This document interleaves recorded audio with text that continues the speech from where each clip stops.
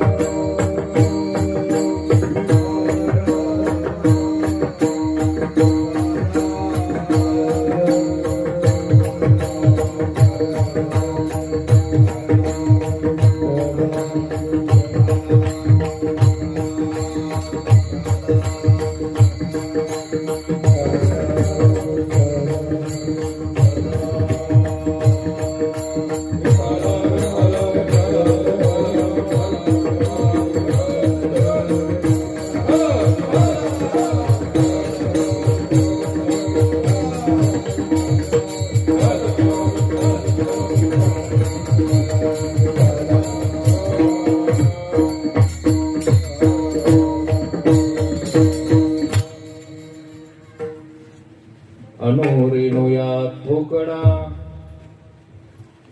तुका आकाशा एवढा गिळून सांडिले कलेवर भव भ्रमाचा आकार सांडिले त्रिपुटी दीप उजळला घटी गिळून सांडिले कलेवर भव भ्रमाचा आकार तुका म्हणे आता उरलो उपकारा पुरता गिळून सांडिले कलेवर भव भ्रमाचा आकार पांडुरंगा करू प्रथम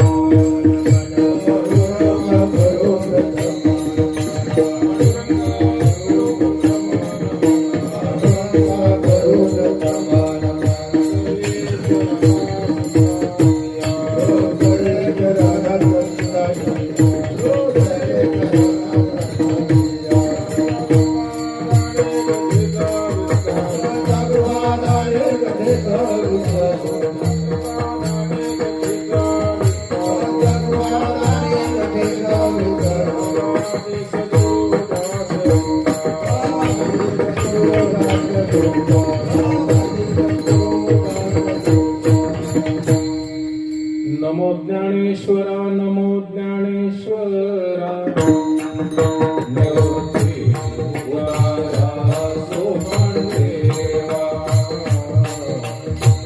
निवृत्ती उदारा सोपांडेवा नमो ज्ञानेश्वरा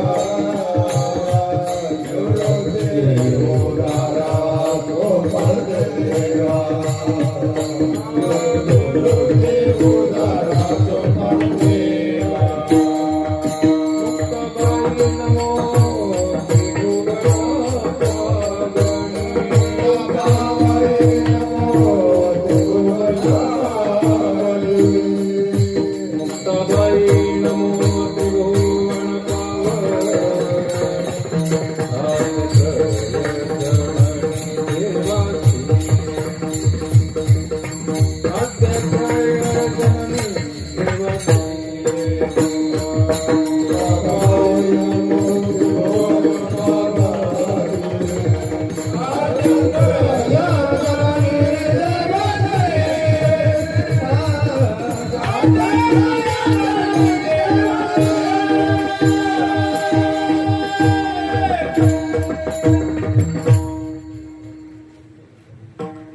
भगवंताला वंदन.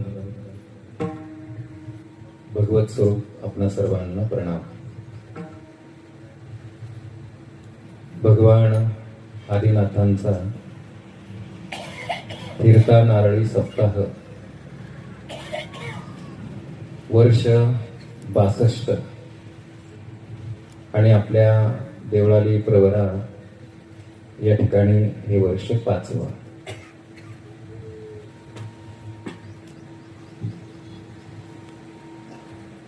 ब्रह्मीभूत गुरुवर्य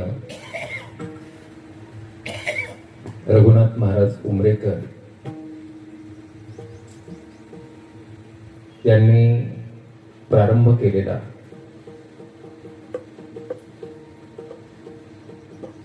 ब्रह्मीभूत गुरुवर्य पंढरीनाथ महाराज उमरेकर यांच्या कृपा आशीर्वादाने आतापर्यंत संपन्न होत असलेला आणि आपल्या सर्वांचे मार्गदर्शक गुरुवर्य हरिभक्तपरायण भागवत महाराज उमरेकर यांच्या आधिपत्याखाली संपन्न होत असलेला अखंड हरिनाम सप्ताह, त्यामध्ये शिवलीलामृत ग्रंथ पारायण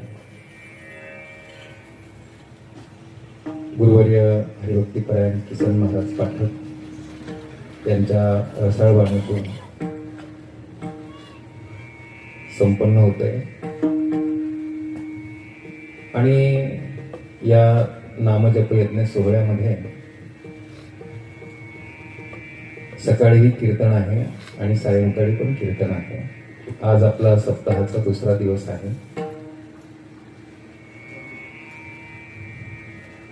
आज आपण संतश्रेष्ठ जगद्गुरु तुकाराम महाराज यांच्या अभंग गाथेमध्ये एक अभंग या कीर्तनरूपी सेवेकरिता घेतलेला आहे. या अभंगाच्या माध्यमातून संत श्रेष्ठ जगद्गुरु तुकाराम महाराज परमार्थ करत असताना कोणत्या अवस्थेमध्ये आहेत, कोणत्या स्थितीमध्ये आहेत, किंवा परमार्थ करत असताना साधक कोणत्या उंचीवर जातो, त्याचं वर्णन या अभंगामध्ये करतात.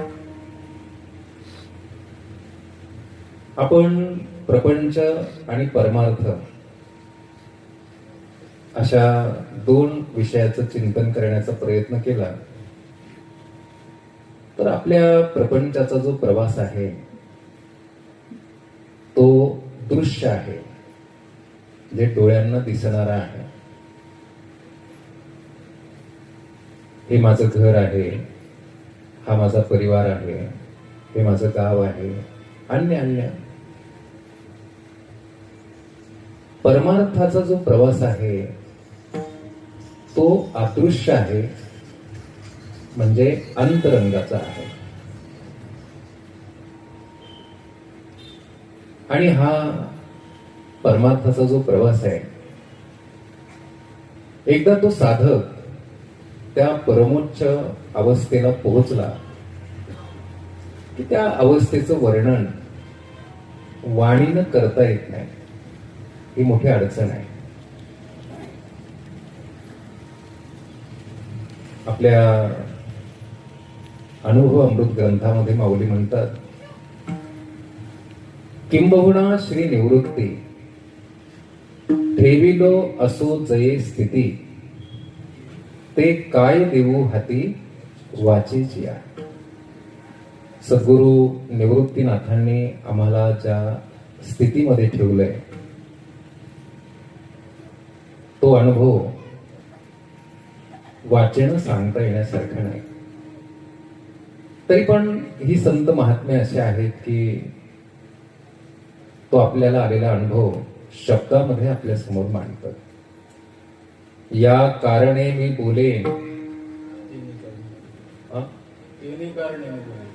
तेने कारणे मी बोलेन, बोली अरूपाचे रूप दावेन. आणि म्हणून आजचा अभंग थोडासा श्रवण करणाऱ्याला आगळा वेगळा वाटू शकतो, पण आपण याच्यातलं एक चरण जे पहिलं आहे, अनु रेणुया थोकडा आणि तुका आकाश एवढा, हे आपले नेहमी कानावर पडतंय. अनेकांच्या हे चरण पाठ पण आहे. तर आता महाराजांचा हा परमार्थाचा प्रवास, महाराज म्हणतात की मी अनु रेणूहून लहान आहे, थोकडा आहे. आणि जेव्हा संतांची कृपा होते, सद्गुरूंची कृपा होते आणि मी आता आकाशा एवढा झालो, असं महाराज म्हणतात. तर इथं परमार्थात आल्यानंतर आपल्याला सुद्धा परमार्थाची प्रगती करायची आहे. मी आपल्याला सांगितलं की परमार्थाची जी प्रगती आहे ती आतमध्ये आहे, अंतरंगामध्ये आहे, अंतकरणामध्ये आहे. आणि प्रपंचाची जी प्रगती आहे ती बाहेर आहे, दृश्य डोळ्याला दिसणारी आहे. मग आता आपण आपल्या देहाच्या माध्यमातून हा सर्व विषय समजावून घेण्याचा प्रयत्न केला तर आपल्या असं लक्षामध्ये येईल की आपल्याला मिळालेलं हे जे शरीर आहे किंवा हा जो देह आहे तो पंचमहाभूताचा तयार झालेला आहे. माऊली म्हणतात, देह तव पाचाचे झाले, ते कर्माच्या गुणी गुंतले, भवतसे चाकी सुदले जन्म मृत्यूच्या. ही जी शरीर तयार होतात, हा जो देह आपला तयार होतो तो 5 वस्तूचा तयार होतो. माती, पाणी, अग्नी, वायू आणि आकाश. हा देह तयार होत असताना भगवान योगेश्वर कृष्ण म्हणतात अर्जुना, शुक्र शोणिताचा सांधा, मिळता पाचाचा बांधा, वायुतत्व दशतः एकविध झाले. शुक्र आणि शोनी ही स्त्री पुरुषांची बीजांड असतात. त्यांच्या संयोगामधून या मानवी शरीराची जडणघडण होते, याची रचना होते. हा देह तयार करत असताना पहिल्यांदा मातीचा वापर केला जातो. ही जी पंचमहाभूते आहेत त्यामध्ये माती. आपल्या घरामध्ये आपली वडीलधारी लोक आपल्याला नेहमी म्हणतात, शरीर म्हणजे काय? ओली माती. काय माता वगैरे हजार गती, याला माती म्हणतात शरीराला. पण महाराज, आता मातीचे गुणधर्म आणि शरीराचे गुणधर्म भिन्न आहेत, वेगळे आहेत. माती कशी आहे आणि शरीर कसं आहे? सारखं आहे का डावकर मामा? मग याला माती का म्हणतात? तर त्याचं कारण असं आहे की मातीपासून अन्नधान्य तयार होतं आणि ते अन्नधान्य आपण ग्रहण करतो. ग्रहण करतो म्हणजे लक्ष आहे ना? आता आपण काय केलंय? नाश्ता. तशी अलीकडे आता भाषा बदलली म्हणा. स्वयंपाक तयार झाल्यावर आमच्या माता भगिनींचा आवाज येतो, घ्या की गिळून. आता हे सर जरा जास्त झालं, घे गिळून इथपर्यंत गेलंय. खाणारा तरी काय करणार महाराज? तोही धान्य मोजल्यासारखं गोळेचे गोळे आत टाकतो, लाभारे बरकतारे. मग त्या मातीपासून अन्नधान्य तयार होतं. ते अन्नधान्य आपण ग्रहण करतो आणि त्या अन्नापासून हाडं तयार होतात, मांस तयार होतं, नख तयार होतात, केस तयार होतात, डोळ्याची पडदे, कानाची पडदे, दात तयार होतात. म्हणून शरीराला माती म्हणतात. आलं लक्षामध्ये? थोडक्यामध्ये मातीपासून अन्न तयार होतं, अन्नापासून हाडमांस तयार होतं, म्हणून शरीराला माती म्हणतात. शरीर म्हणजे माती नाही, मातीचा परिणाम स्वरूप शरीर. दुसरी वस्तू आपल्या शरीरामध्ये आहे जलतत्व, म्हणजे पाणी. आता प्रत्यक्ष पाणी काही आपल्या शरीरामध्ये दिसत नाही. आता दुर्दैवाने महाराज, एखाद्याच्या गुडघ्यात पाणी होतं, एखाद्याच्या छातीमध्ये पाणी होतं आणि काहींच्या कीर्तन प्रवचन ऐकून डोक्यात पण होतं. म्हणून बरेच लोक इकडे काही भाग घेत नाहीत. असं प्रत्यक्ष पाणी नाहीये, पण अन्न आणि पाणी यांच्या मिश्रणाने शरीरामध्ये रक्त तयार होतं, तोंडामध्ये लाळ तयार होते, नाकामध्ये शेंबूड तयार होतो. शेंबूड लागतो का मावशी?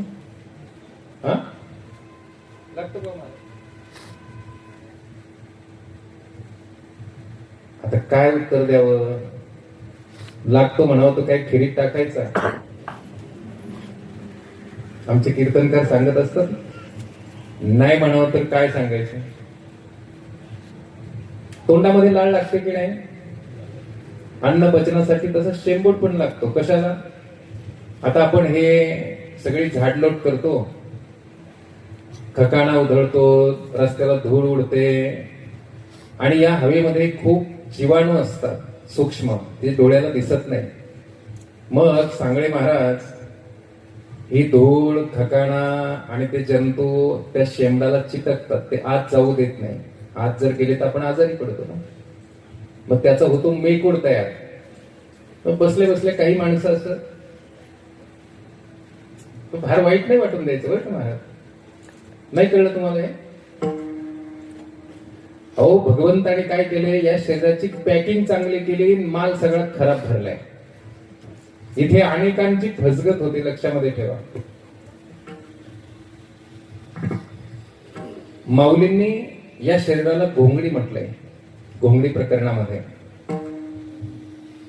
भगवंताशी प्रेमाने माऊली एकदा भांडतात, तेव्हा तुझी घोंगडी किती चांगली आहे रे, आणि आम्हाला ही वांगली घोंगडी का दिली? तुझी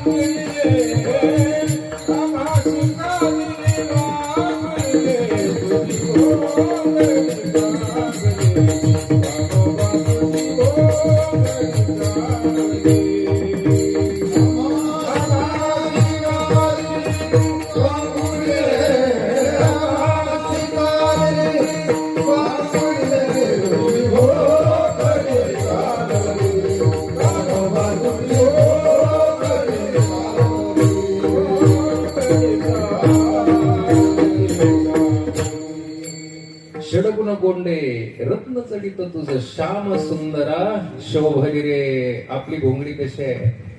रक्तरेत दुर्गंधी जंतू नरक मुताणे भरली रे. नवा ठाई फाटून गेली तित्वा म्हासी विधली रे. प्रत्यक्ष पाणी नाहीये, पण अन्न आणि पाणी यांच्या मिश्रणाने रक्त आहे, लाळ आहे, शेंबूड आहे, 7 प्रकारचे धातू आहेत, आपल्याला येणारा घाम आणि आपल्या शरीरातील मूत्र. तिसरी वस्तू आपल्या शरीरामध्ये आहे अग्नी. आपल्या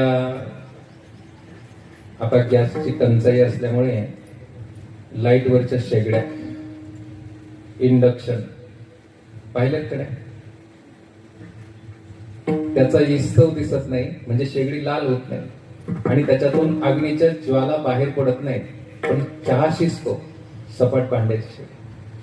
तसा आतमध्ये अग्नी आहे आपल्या शरीरामध्ये. जेव्हा आपण याच्यामध्ये काही टाकतो, इथे बटन पण दाबायची गरज नाही, म्हणून टाकताना जरा विचारपूर्वक टाकत जा, म्हणजे झालं.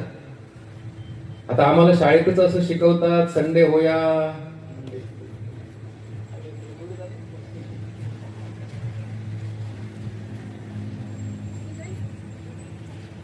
आतमध्ये अग्नी आहे. भगवान म्हणाले, देहाचा अग्नी जरी गेला, देह नव्हे चिखल ओला. इथे मातीला म्हणजे अन्नाला जेवढं महत्व आहे तेवढंच पाण्याला आहे आणि तेवढंच अग्नीला आहे. चौथी वस्तू आपल्या शरीरामध्ये आहे हवा, वायू. संपूर्ण नखशिखांत हवा आपल्या शरीरामध्ये असते. येताना जरी फुफ्फुसात दिसत असली, पण नंतर मात्र संपूर्ण शरीरभर ती पसरते. काय करते ही हवा शरीरामध्ये? महाराज, हवा काय करते शरीरामध्ये? तर आमचा स्वभाव असा आहे, ज्याच्या जीवावर उड्या त्याच्या नाकात काड्या. कुणाच्या जीवावर आपण उड्या मारतो? नवऱ्याच्या, बायकोच्या, शेजाऱ्याच्या, आमदार का? नाही, मग अहो देवाच्या. आणि त्याचं ना आमचं फक्त वाकड आहे, बाकी सगळ्यांचं बरं आहे आमचं. एखादा सोयरा जर रुसला ना, महाराज मध्यस्थी घालतात, सांगा राव तेवढं पाहुण्याला, हे माझे काही दोष नव्हता, माझी काही, इकडे कोणी म्हणत नाही. ही हवा प्रथमतः अन्नामध्ये प्रवेश करते. अन्न शिजतं ना अग्नीमुळे, अन्न पाणी, आणि त्या अन्नाचं विघटन केलं जातं, म्हणजे दळण केलं जातं. चांगला भाग बाजूला करायचा, टाकाऊ भाग बाजूला करायचा, आणि चांगला जो भाग आहे तो नखशिखांत पोहोचवायचा. केसाच्या टोकापासून तर नखाच्या टोकापर्यंत. केसाला वेगळं अन्न लागतं, डोळ्याच्या पडद्याला वेगळं अन्न लागतं, दाताला वेगळं अन्न लागतं, हाडांना वेगळं अन्न लागतं. केसांना अन्न लागतं माहितीये पण? मावशी तुम्हाला माहिती काय लागतं? वरून केस खात नाहीत म्हणून बरं आहे, नाहीतर खूप अडचण झाली असते. तर माता भगिनींचं सोपं झालं असतं, वाटीत काला केला असतं, त्याच्यात बुडवले असते एकदाचे खा सगळेजण. आपलं किती अवघड झालं असतं, वाटीत काला करून खा रे बाबा, कोणी उपाशी राहू नका, आहे काय? नाहीतर अकाली पांढरे होणार, गळणार, तुटणार, शेंडे फुटणार, काय काय होतं त्याचं सगळं. पण भगवान परमात्मा हवेच्या रूपानं ते अन्न सर्व ठिकाणी पोहोचवलं जातं, आणि त्या अन्नातील जो टाकाऊ भाग आहे, खराब आहे, तो मलमूत्राच्या रूपाने, म्हणजे विष्ठेच्या रूपाने, मूत्राच्या रूपाने आणि घामाच्या रूपाने शरीराबाहेर टाकण्याचं काम ही हवा करते. हवा डोळ्याला दिसत नाही, पण याचे 10 प्रकार आपल्या ग्रंथामध्ये आले. प्राण, अपान, समान, उदान, व्यान, नाक, कूर्म, कृकल, देवदत्त, धनंजय. आपल्याला जांभई येणं, जांभळी कळते ना, कीर्तन जास्त लांबल्यावर येते ती. शिंक येणं, ढेकर येणं, डोळ्याच्या पापण्याची उघड झाकणं, माझा आवाज तुमच्यापर्यंत येणं, हात हलणं, पाय हलणं, जेवढ्या शरीरामध्ये तुम्हाला हालचाली दिसतात, ऍक्टिव्हिटी दिसतात, त्या केवळ हवेमुळे. हवा जर नसेल तर शरीर काम करत नाही. आणि आता शेवटची वस्तू आहे ती म्हणजे आकाश. आकाश म्हणजे पोकळे, पोटाची पोकळे आहे. पण बरं झालं देवाने जरा ईद बरंच दिलंय ना. केवढा तयाचा बोभाट, महाराज म्हणतात केवढा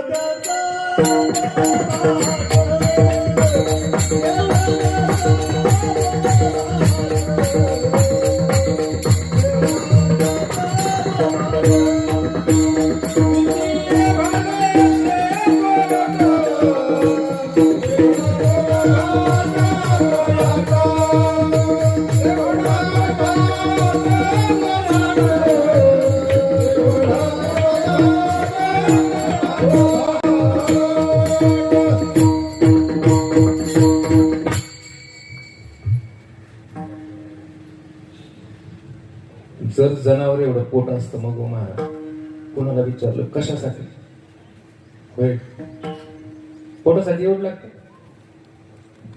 एक गंमत म्हणून आहे का, एक मलुकादास नावाचे संत होऊन गेले.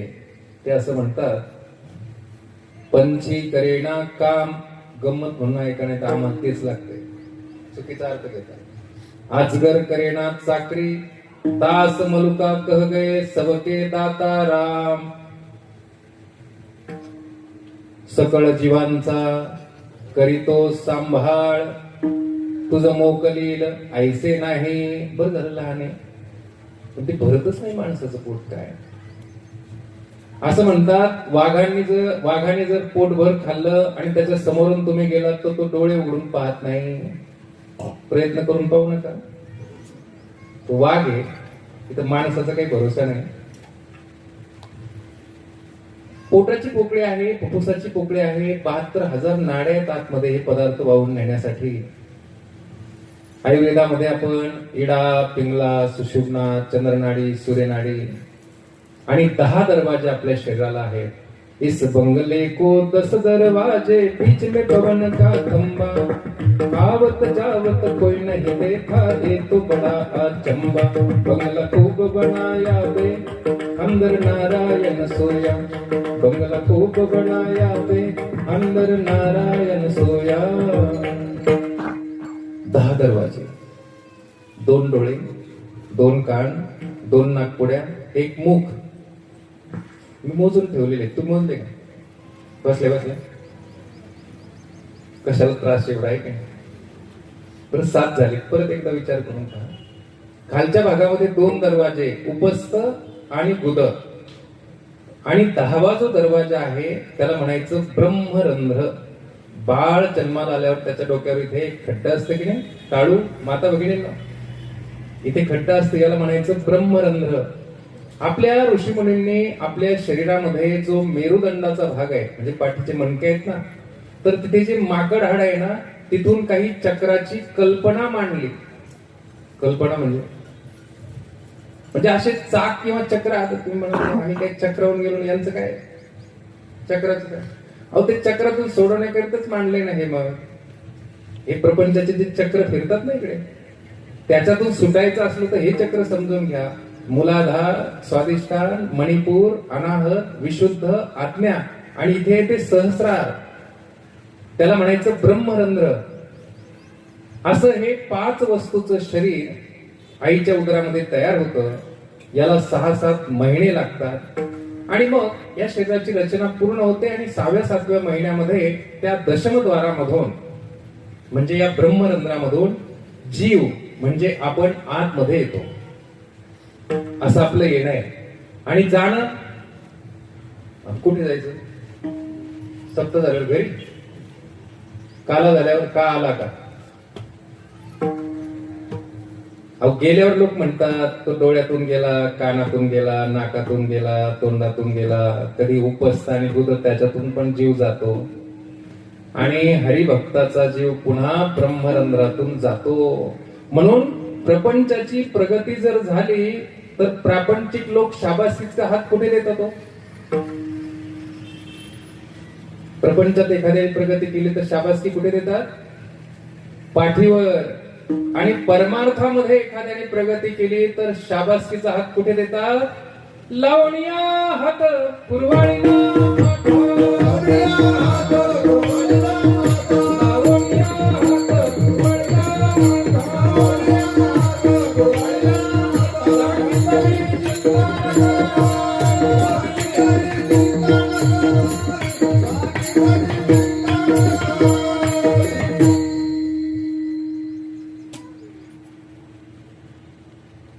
आता ह्या 5 वस्तूचं शरीर तयार झालं. देह तव पाचाचे झाले.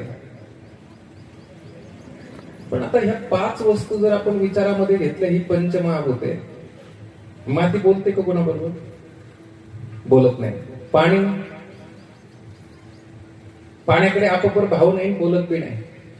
गायीची तृषाहारू व्याघ्रा विष होणे मारू, पाणी काही म्हणत नाही. अग्नीचं तसंच आहे, प्रकाशाचं. आपल्या लोकांना उजड करायचा आणि परक्यांना अंधार करायचा असं म्हणतोय का सूर्य? जय हरी महाराज. वायूचं पण तसंच आहे आणि आकाशाचं पण तसंच आहे. पण ऐका ना, ह्या वस्तू एकत्र येतात आणि आता बोलायला लागलाय, आता पाहायला लागले डोळ्यावर, आता स्पर्श जाणवायला लागला. तर या देहाच्या आतमध्ये एक दुसरा देह आहे आणि त्याला म्हणायचं सूक्ष्म. हा आहे स्थूल, डोळ्याला दिसणारा 5 वस्तूचा, आणि त्याच्या आतमध्ये आहे तो सूक्ष्म. सूक्ष्म का म्हणायचं? तर डोळ्याला दिसत नाही म्हणून. आता त्याचेही खूप विस्तार आहे, पण त्याच्यामध्ये प्रमुख आहे ते अंतःकरण. आणि त्या अंतःकरणामध्ये 4 विभाग करतात: मन, बुद्धी, चित्त आणि अहंकार.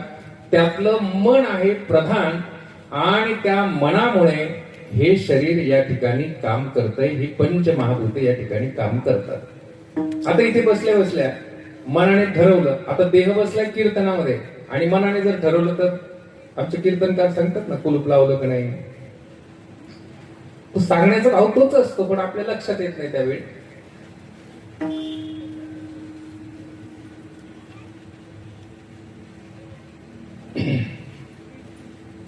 भगवान म्हटले, अर्जुना, तुला माझी प्राप्ती करायची असेल तर काय करावं लागेल? अर्जुना, मन माझे करी, माझिया भजनी, प्रेम धरी, सर्वत्र नमस्कारी मज एका ते. अर्जुन म्हणला, देव वाशी वस्तू मागितली ना, मी क्षत्रिय आहे, तू शिर मागितला असतं म्हणतं एका क्षणात तलवारीनं कापला असतं, तुझ्या चरणावर अर्पण केलं असतं. अशी वस्तू मागतो ना की जी खूप चंचल आहे. अरे देवा, माकडाला समाधीला बसवता येईल, वाऱ्याची मोड बांधता येईल, पण या मनाचं काही खरं नाही. देव म्हटले, मला नको उपदेश करू. काय करावे या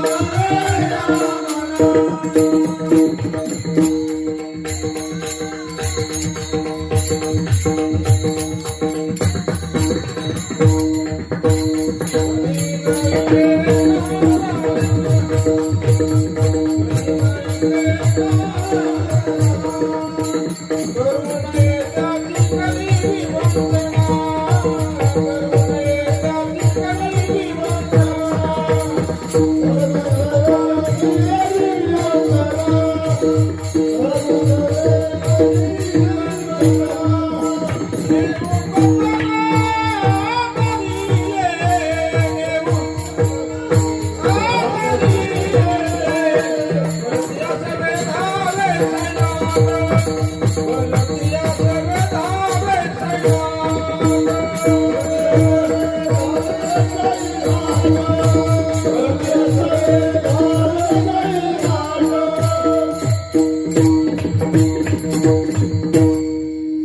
काय करीतो या म्हणा, काय काय करीतो म्हणा, कसं आहे? काय काय करीतो या म्हणा, परिते नायके नारायणा, करू नये त्याची करी विवंचना. स्वयंपाक झाला की नाही, किती वेळ चालेल, काय हा असं चांगला अनुभव प्रगट केला नाही महाराजांनी. त्यांनी हिंमत तरी केली पण आहे. सगळ्यांचीच अवस्था आहे पण त्यांनी व्यक्त केली. वा. देव म्हणाले, ए अर्जुना, मला शहाणपण नको शिकू. तुला एक माहिती आहे का? काय? तया मनाचे एक निके. त्याचं सगळं वाईट असू दे पण त्याचं एक लई चांगलं आहे रे. काय?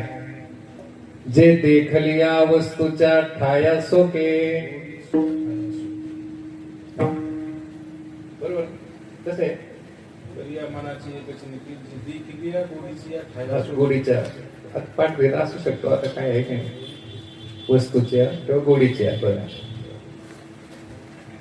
म्हणून आत्मसुखाची कवतुके आणि काही ठिकाणी अनुभव सुखाची कवतुके दावीत जाईजे. किंवा हे काय, आता आमचे महाराज गुरुवारी पुढे बसले, किसन महाराज, त्यांच्यामुळे आम्ही आलो इकडे, महाराजांमुळे. काही असं आहे ना.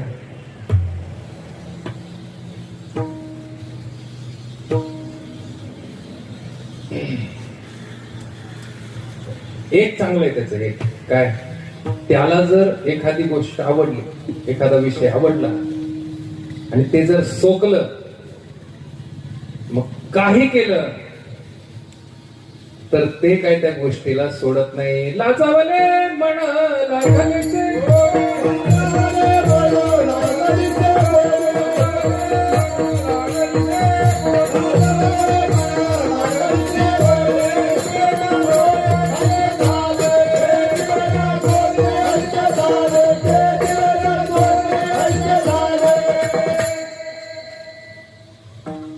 असं झालं तर चांगलंच आहे म्हणा, होत नाही तेवढं अडचण. त्याचं एक चांगलं आहे,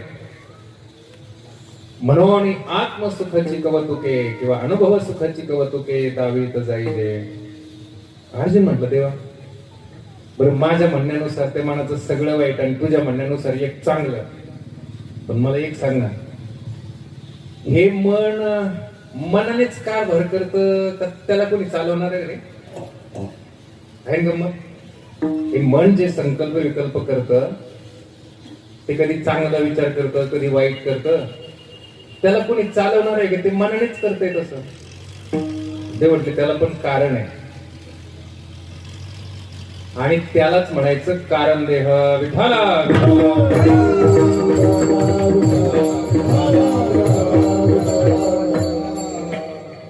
काय कारण? माया.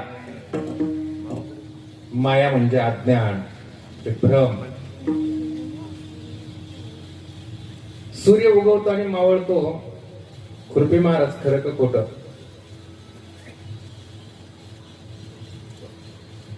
खरं का खोटं?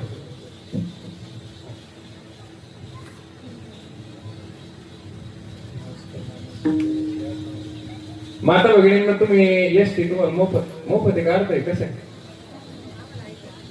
मोफत आहे का? अर्ध आहे ना. एसटीत बसल्यावर झाडं पळताना दिसतात रस्त्याचे. झाडं पळतात की एसटी पळताना काय दिसतं? याला म्हणायचं माया. विठाला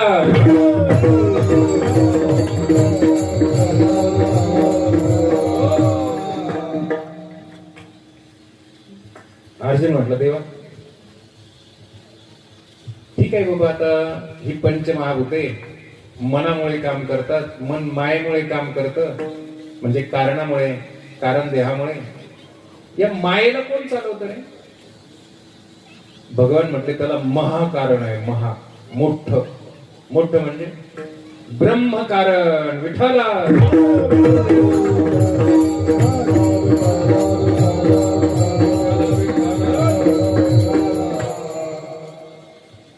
महाकारण देह, मोठं कारण.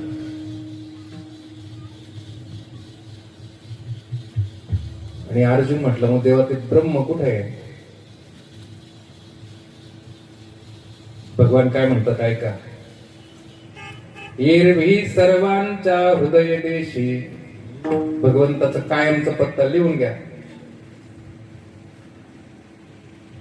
एरवी सर्वांच्या हृदय देशी मी अमुका आहे ऐशी. जे बुद्धीस पुरे अहर्निशी ती वस्तु गामी. तुका म्हणे हा तो स्वयंवर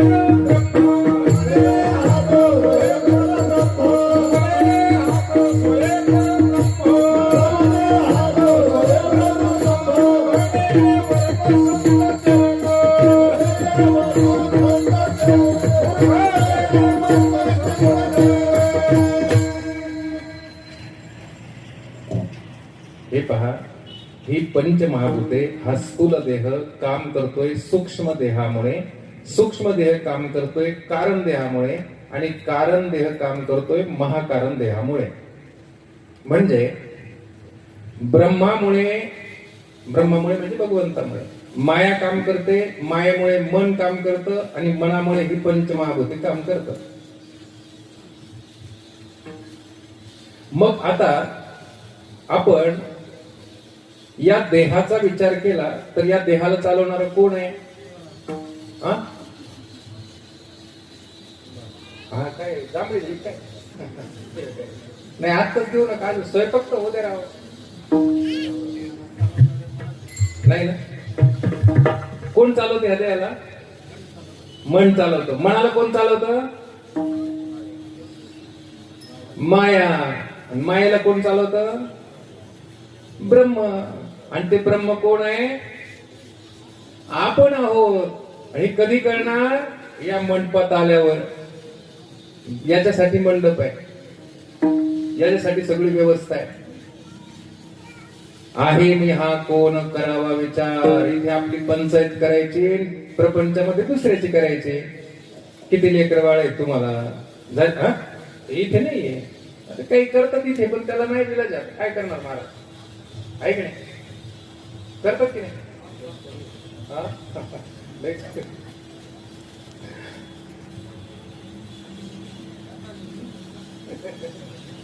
मोटके गुरुमुखे उदजत दिसे. हृदय स्वयंभूची असे. प्रत्यक्ष भाऊ लागे तैसे अपेसया. सद्गुरु नाही के पूर्ण कृपा केली. सद्गुरु नाही के पूर्ण कृपा केली. निज वसुधा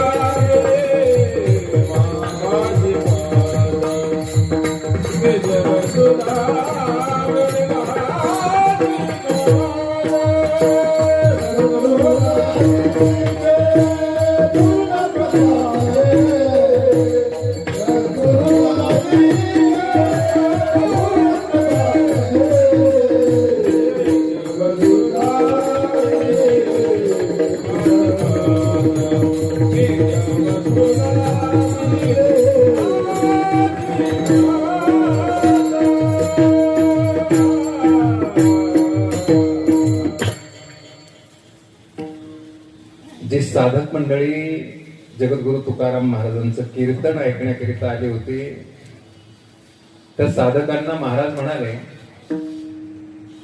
माझ्या जीवनामध्ये जोपर्यंत बाबाजी चैतन्य नावाचे सद्गुरू नव्हते तोपर्यंत मी स्वतःला देहरूप समजत होतो. अर्थात आता तैसे संत जगे क्रिया करून दाविते अंगी. आदरणीय भागवत महाराजांच्या मुखातून आपण संत श्रेष्ठ जगद्गुरु तुकाराम महाराजांचं चरित्र श्रवण करताच आहे. आपल्या ते लक्षामध्ये येईलच सगळं की हे संत कशा प्रकारे क्रिया करून दाखवतात.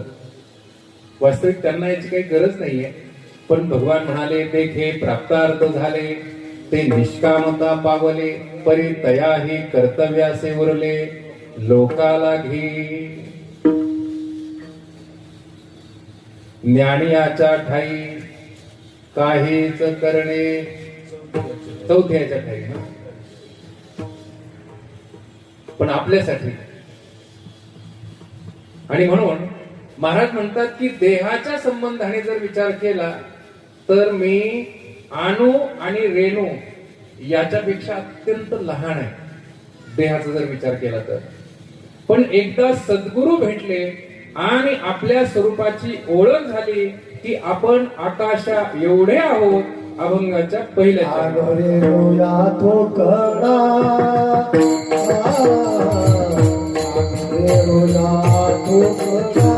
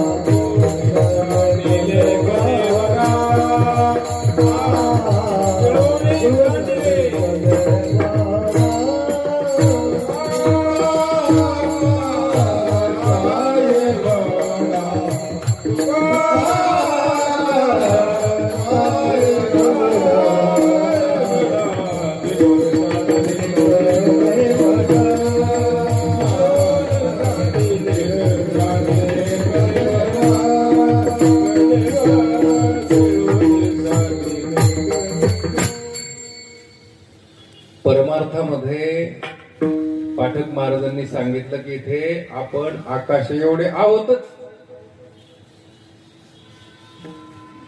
हा अभंग घेण्याचं कारण काल महाराजांचं दर्शन झालं. पाठक महाराजांचं महाराज त्यांना म्हटलं काय चाललं महाराज. ते म्हणले, आता काही नाही उपकारापुरतं. म्हणलं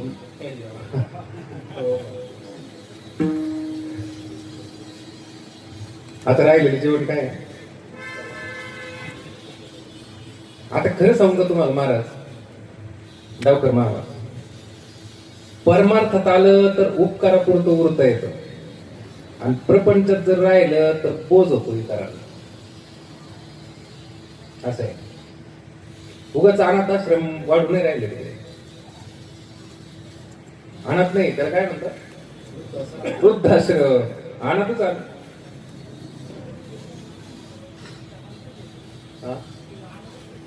हा तिथं आणत होत. तिथे गेल्यावर आणतच होत. म्हणून खरं कल्याण जर साधायचं असेल तर या ठिकाणी संतांशिवाय सद्गुरूंशिवाय आपली खरी ओळख होत नाही. महाराज म्हणतात अनोरे नोया थोकडा. आता आकाश एवढा म्हणजे, आता आकाश एवढा म्हणजे खरं म्हणजे त्याचं मोजमाप काहीच करता येत नाही. पण आता काय म्हणायचं म्हणून आकाश एवढा. बरं का, हे लक्षामध्ये ठेवा. ती साधक मंडळी म्हटले महाराज आम्हाला होता येईल किंवा तुमचं एवढं. महाराज म्हटले हो मग होता येईल ना. काय करावं लागेल, अभंगाचं दुसरं चरण.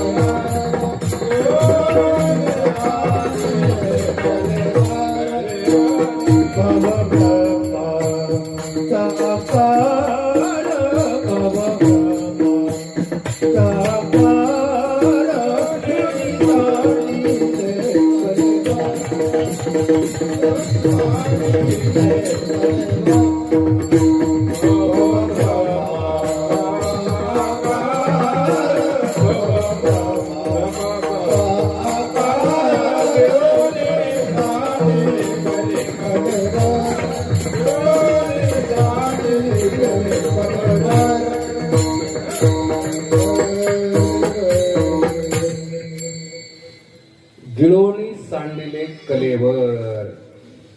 मी आपल्याला सुरुवातीला सांगितलं की परमार्थाचा जो अभ्यास आहे किंवा परमार्थातली जी प्रगती आहे ना ती अंतरंगामध्ये आहे, अदृश्य आहे. मग काय करायचंय आता आपल्याला, तर आपल्याला आता स्थूलाकडून सूक्ष्माकडे जायचंय. स्थूलातून कुठे जायचं? सूक्ष्माकडून. स्थूल देहातून आपल्याला सूक्ष्म देहामध्ये जायचं, सूक्ष्म देहातून आपल्याला कारण देहाकडे जायचं आणि कारण शरीरातून आपल्याला महाकारणाकडे म्हणजे ब्रह्माकडे जायचंय. आणि ते आपलं मूळ स्वरूप आहे. आणि त्याच्याकरिता हा भरोब्रह्माचा जो आकार आहे तो आडवा येतो, बर का, आडवा येतो. मग तो आकार आपल्याला बाद करावा लागेल. नाश नाही करायचा, फक्त बाद करायचा आहे. समजूत या ठिकाणी बाद करायची, बर का शिंदे महाराज, समजूत बाद करायची. गिळोणी सांदिले कलेवर भव भ्रमाचा आकार. अजून काय केलं महाराज तुम्ही? महाराज सांगतात की जी त्रिपुटी आहे ती त्रिपुटी सांडली आणि त्यामुळे निजबोधाचा किंवा ज्ञानाचा दिवा माझ्या या शरीरामध्ये प्रगट झाला. अभंगाचं तिसरं चरण. सांडिले त्रिपुटी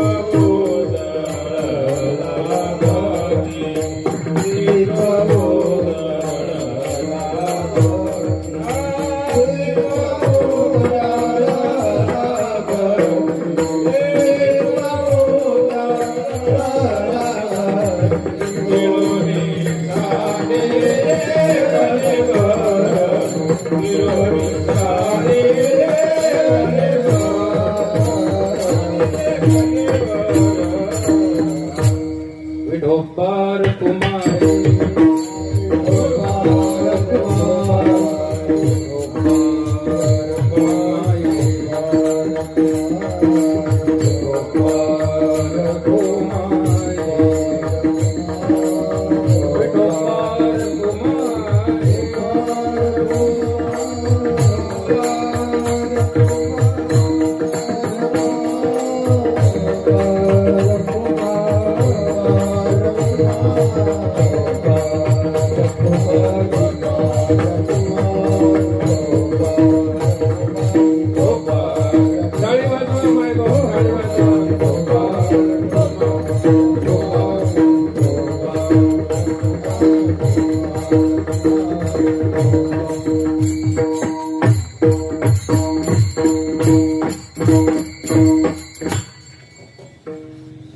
एक दीड तास झाला, आपण सगळे निवांत बसलात. आता नाश्ता पण झाला होता.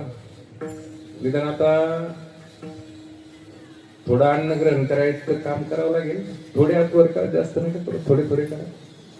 नमः शिवाय ओम नमः शिवाय ओम नमः शिवाय ओम नमः शिवाय नमः शिवाय ओम नमः शिवाय ओम नमः शिवाय ओम नमः शिवाय ओम नमः शिवाय ओम नमः शिवाय ओम नमः शिवाय ओम नमः शिवाय ओम नमः शिवाय ओम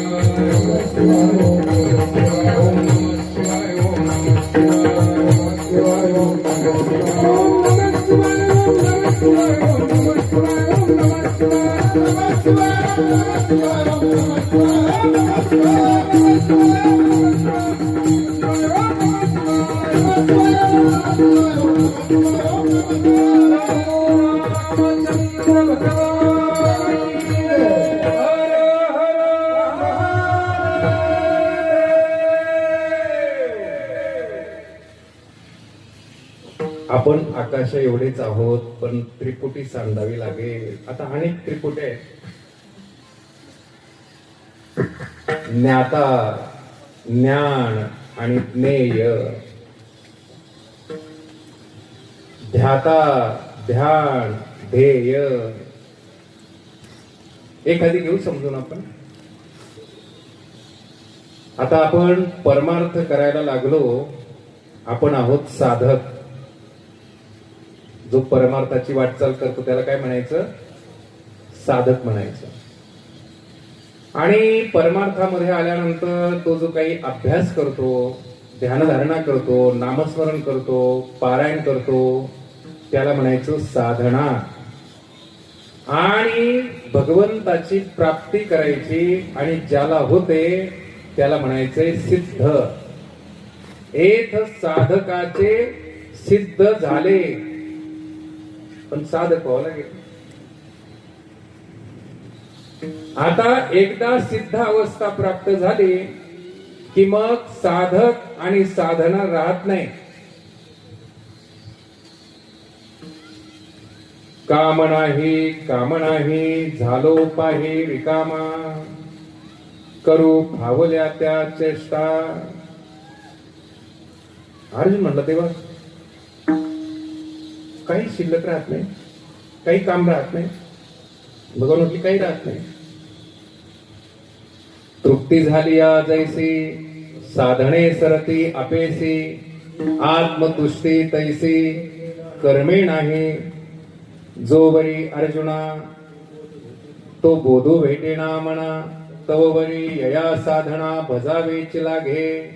अर्जुन म्हटलं तेव्हा तुझ्या भक्तांना प्रपंच नसतो काय? प्रपंच राहतो ना रे. हे मग त्या प्रपंचात किती चिंता राहते तुला माहितीये का? ते म्हटले आता त्याची सगळी चिंता ना मी करतो. मी जोपर्यंत आपण चिंता करतोय ना, कीर्तन कधी संपे तोपर्यंत प्रपंच चाललाय. आणि ज्या दिवशी आपली चिंता देव करायला लागेल, एरवी माझी या भक्ता काय संसाराची चिंता, राजयाची कांता काय कोरांना मागे, राजयाची कांता काय भीक मागे, मनाची या जोगे सिद्धी पावे. आणि या आयुष्यामध्ये अशा प्रकारे या उच्च अवस्थेवर आपल्याला जाता येतं. आयुष्याच्या साधने सच्चिदानंद पदवी घेणे एवढा अधिकार आहे आपल्याला. आणि अशी अवस्था प्राप्त झाली हिलाच मोक्षाची अवस्था म्हणतात, मुक्तीची अवस्था म्हणतात. याच देही याची डोळा, भोगो मुक्तीचा सोहळा. तुका म्हणे मुक्ती परिणती.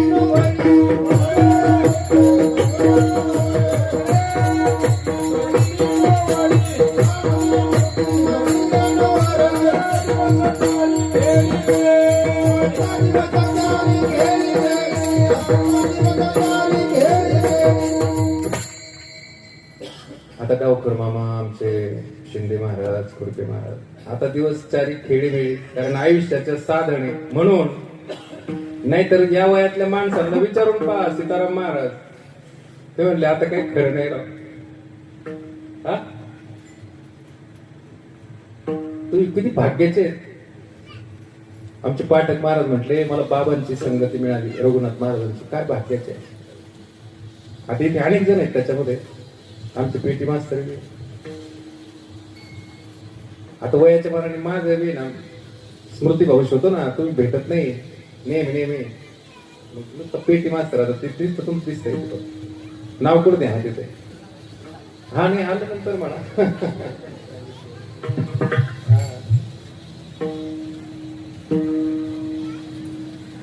मग आता काय करायचं? तर महाराज म्हटले आता काय नाही, फक्त जगाच्या कल्याणा, संतांच्या विभूती, देह कष्टविती, परोपकारे, असं उपकारापुरतं उरता येतं. आणि आपण ते उरावं अशी सदिच्छा शेवटच्या चरणामध्ये.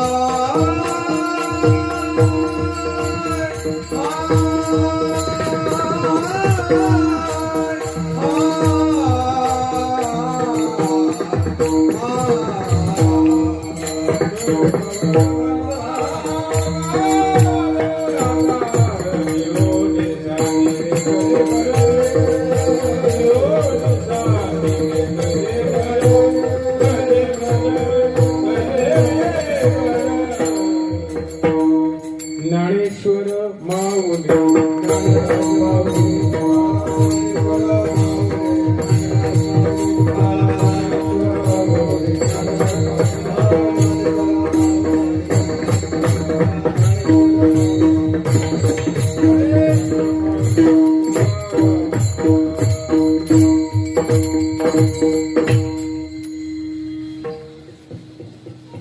या संतांच्या सानिध्यामध्येच ही जीवनाची कृतार्थता प्राप्त होते. अनेकांना आपल्यापैकी झाली. अनेक ज्येष्ठ श्रेष्ठ साधक मंडळी या ठिकाणी आहेत. सर्वांच्या चरणी या ठिकाणी मी नतमस्तक होतो आणि खऱ्या अर्थानं आदिनाथ सेवा मंडळाने ही सेवा करण्याची संधी त्या ठिकाणी मला दिली, म्हणून मंडळाचेही खूप खूप धन्यवाद. आणि आपण सर्वजणही या ठिकाणी उपस्थित राहत आहे. कालच तांबे पाटील म्हणाले की एक मित्राला घेऊन आहे, अजून आपली संख्या कमी दिसते जरा. ठीक आहे, आता पहिला दुसरा दिवस आहे, पण निश्चितच हा मंडप आता रात्रीपासूनच आता भरायला सुरुवातच होईल, तर हरकत नाही आहे. पण ती आपली जबाबदारी आहे. सेवितो हा रस वाटितो अनेका, ही आपली पण जबाबदारी आहे. असो, म्हणून पुनश्च एकदा सर्वांच्या चरणी विणेकरी महाराज, मालदार चौकदार, तिथे तुळशी घेऊन असलेल्या भगिनी, इकडे गुरुवारी भागवत महाराज, दुसरे महाराज, दोन मृदंगाचार्य आहे तिकडे, आमचे किसन महाराज, सर्वांच्या चरणी नतमस्तक होतो. आणि वेळ थांबलेलं बरं, कोणी घड्याळ दाखवण्याच्या अगोदर हे आपलं मला काय येतं का नाही ते नंतरच आहे, पण एवढं येत आहे तर वेळेत थांबता आलं पाहिजे, कारण परत पुढे तुम्हाला नारळ श्रीफळ बऱ्याच गोष्टी असतात. त्याच्याकरिता 15 मिनिटं. आणि सद्गुरू रघुनाथ महाराज, सद्गुरू पंढरीनाथ महाराज आणि आता आपल्या सर्वांचे मार्गदर्शक भागवत महाराज. तर आपण आता आळंदीला आम्ही त्या दिवशी गेलो होतो ग्रंथ आणण्याच्या निमित्ताने. दुसरा एक काळ झाला की पुन्हा एकदा आपण सर्वांनी तन मन धनाने त्याच्यामध्ये सहकार्य करतच आहात. इथून पुढेही आपण करावं, म्हणजे लवकरात लवकर त्या ठिकाणी तो आश्रम त्या ठिकाणी उभा राहील. तर या ठिकाणी मी माझ्या वाणीला विराम देतो. किंबहुना तुमचे केले धर्म कीर्तन सिद्धी नेले, एथ माझे जे उरले पायिक पण जय विठ्ठल जय